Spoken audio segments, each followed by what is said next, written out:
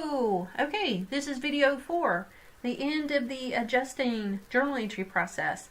This is on page 116. Actually, let me back up just a minute. It is actually on starts on page 115 and goes over to 116. So again, here's our trial balance. We go to our income statement, $7,405 net income. Let's see what our journal entry, our adjusting journal entry should be.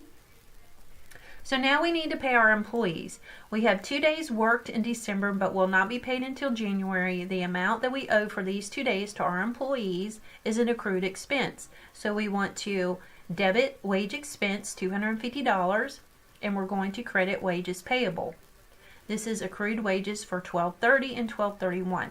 We can see our T account, which is our wage expense, and our adjusting journal entry, and then our wages payable, which is a liability, and our adjusting journal entry, which probably should have a reversing date on that, because when actually you post your payroll through your payroll system, it's going to go ahead and record the 250, so you want to have that 250 coming back out. But we'll talk about that in more detail as well.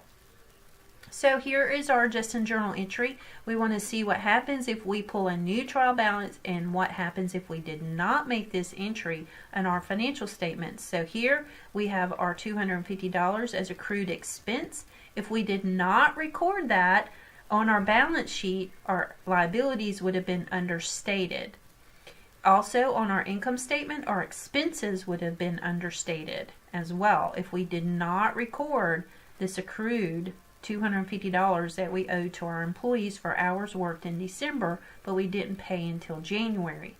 So here on our income statement, you can see if the journal entry was not made or the adjustment was not made, your net income would have been overstated. So right now, our correct net income is $7,155. Over here, you can see if you did not make that entry, your net income would have been reported as $7,405.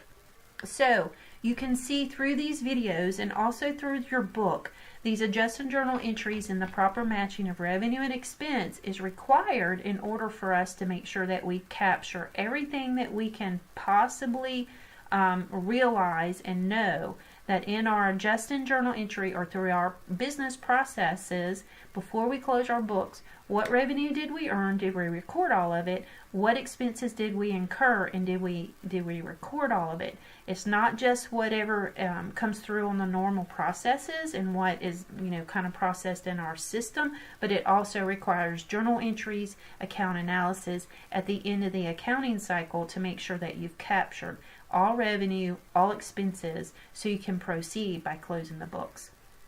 I hope that this helps, and we will talk about it more in detail and answer any additional questions that you have. We'll also be working lots of problems, so we'll be able to really have this quantified, and we'll just kind of go through it and repeat it, and the more that we do it, the more repetition that we do, the better that we get at our journal entries and understanding the process.